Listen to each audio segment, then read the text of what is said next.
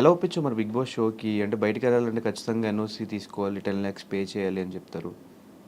నా అదృష్టం చెప్తున్నా కదా, ఆ నెలలోనే నాది అయిపోయింది ఎన్ఓసి, అంటే అగ్రిమెంట్ అయిపోయింది. అంటే ప్లాన్ ప్రకారం ఫైమా నన్ను తెలివైంది. నన్ను పిలిచారు, నన్ను పిలిచే 10 days ముందే నా అగ్రిమెంట్ అయిపోయింది చూడండి. ఫైమా తెలివైంది అంటే కానీ మరి ఇంత తెలివైంది.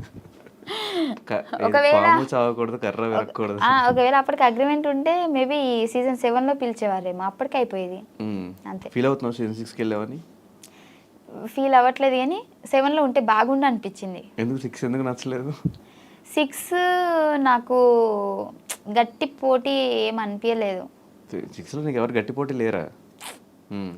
నేనేదో పాపం రేవంత్ అన్నతో గొడవ పడ్డా, అంటే వాంటెడ్గా కాదు, ఆ సిచ్యువేషన్స్ వచ్చినాయి.